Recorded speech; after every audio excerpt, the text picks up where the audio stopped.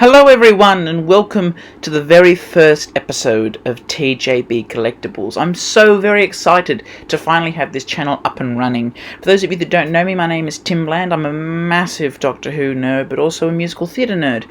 And for those of you that found out through this channel via my main channel, TJB Entertainment, thank you for coming along and hopefully you will enjoy the Doctor Who and sci-fi nerdiness which is about to ensue. For those of you new, make sure to hit the subscribe button and like button, comment, and all those things will definitely help my channel grow. So this channel will be covering Doctor Who things and other nerdy items and whatnot, like Star Wars and Batman and those kind of things. So the way how I'm going to be working this channel is that I'll be reviewing my Doctor Who collection first, and I'll be doing them in order of series. So for this example, we're doing the first Doctor and Tardis gift set, which is where it all began back in 1963, and I will progress through the timeline of Doctor Who up to current day through my collection. Obviously I will be ordering products, throughout this time, so when I get them in I'll do big unboxing videos and they'll interject with the timeline a little bit. But for now, let's get started with this amazing gift set. This figure being released in 2009, it obviously came in a box that represented the style guide of the time, which was the Christopher Eccleston, David Tennant era with the blues, oranges and yellows. So obviously we have things like the logo down the bottom, which is really nice. We have things like includes opening doors, flashing lights, those kind of things, and obviously a nice picture of the first Doctor. On the side we have a picture of the TARDIS warping through space with similar text around it, with then a big biography on the back about the figure set. Now, in regards to the actual figures themselves, obviously we have the first Doctor from an unearthly child, not the pilot as it says, or some people say it is, but this is definitely from an unearthly child. One big giveaway is that he isn't wearing a necktie, he's wearing his traditional bow or cravat or whatever you want to call it. So this is a really good bundle for those who missed out on the single release, which was a Forbidden Planet exclusive where it was just the first Doctor by himself with the skull and the cane and whatnot. But I didn't get that, so this was great for me. But yeah, so this is a really good set. So we'll first have a look at the first Doctor, which is portrayed by William Hartnell just wonderfully. The face sculpt is phenomenal. The character options have really done a good job with this, and as you can see we also have the hat on him, which again matches his look perfectly as seen in the episode. Moving on down to the main body area, as we can see that his coat has been done up. Obviously there's the cravat or bow, whatever you want to call it. And obviously we have the scarf, which is made of a bit of a thin rubber, which can just move quite well in the wind. And obviously the cape, which goes over his shoulders. This detailing is very simple, but very effective to the Doctor's style of clothing.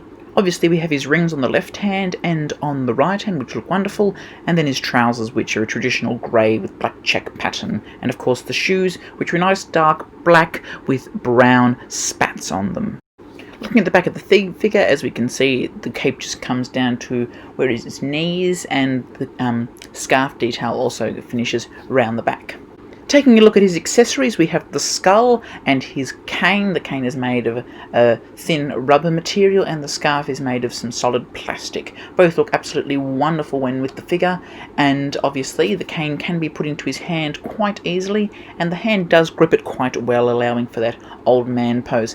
However, it doesn't really make sense because he doesn't get the cane until Marco Polo, so it's a bit interesting, but hey, it's an accessory and I'm not complaining.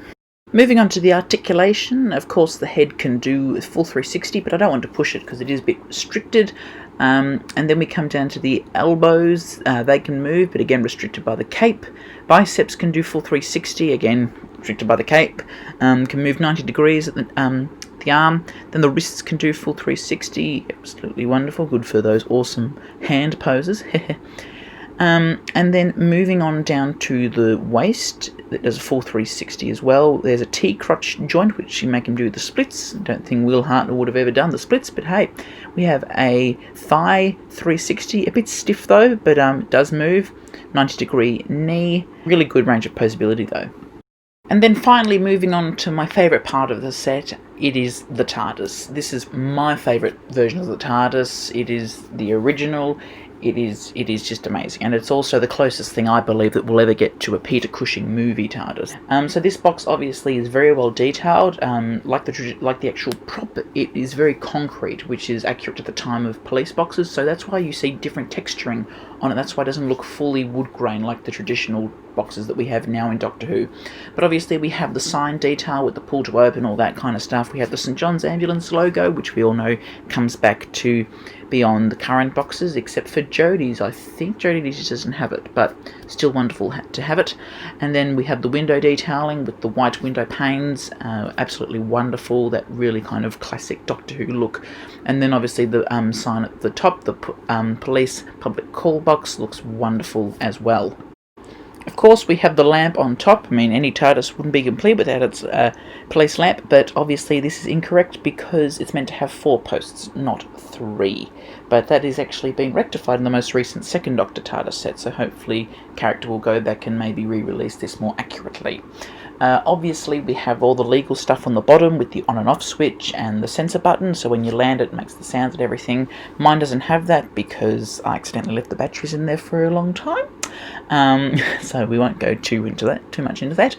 And then obviously we have the doors that do open. The left one opens, the right one opens, and then to close it you obviously bring the left one forward and then press the button down the bottom on the right hand side.